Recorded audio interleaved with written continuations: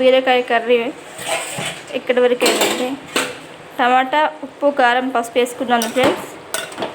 ఇక ఉడికిపోయినట్టే. ఇంకొక 5 మినిట్స్ ఉంచేసి వాటర్ అంతా ఇనికిపోయే వరకు ఉంచేసి దించుకోవాలి ఫ్రెండ్స్.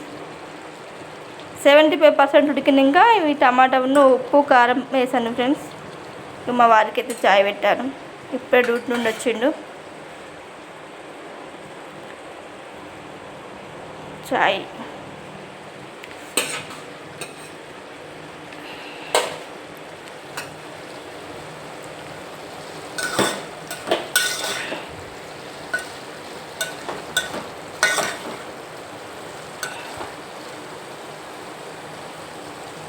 ఆయిల్ పైకి వస్తే ఉడికినట్టు. పైకి వస్తుంది ఆయిల్.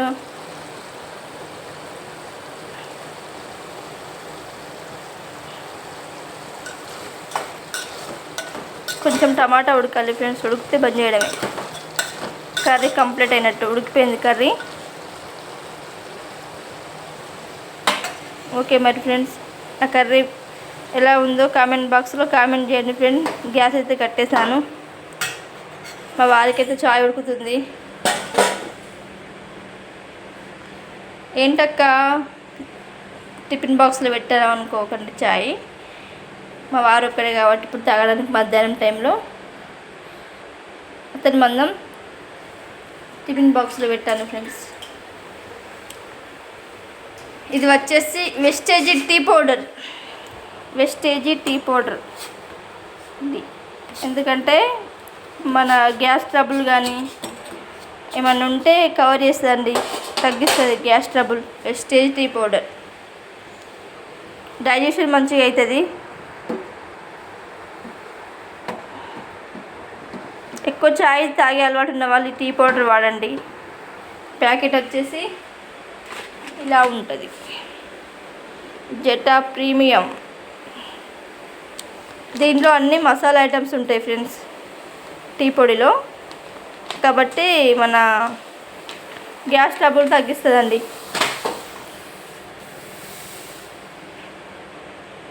చాయ్ పొంగిపోయి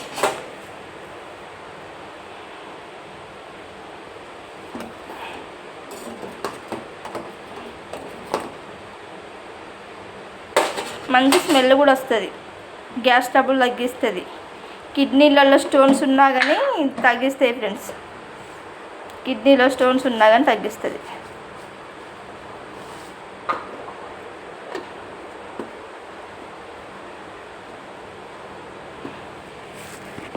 జెటా టీ పొడి వెస్టేజ్ బ్రాండ్.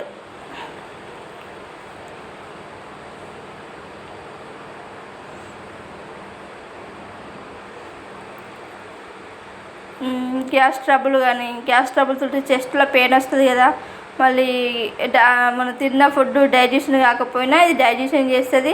ప్లస్ మళ్ళీ కిడ్నీలలో రాళ్ళు ఉన్నా కానీ కరిగిస్తుంది. మనకు తెలియకుండానే పడిపోతాయి ఫ్రెండ్స్ వెస్టేజీ టీ పౌడర్. ఓకేనా ఫ్రెండ్స్, ఏమన్నా కావాలంటే కామెంట్ బాక్స్లో కామెంట్ చేయండి. దానికోసం నేను చెప్తానండి.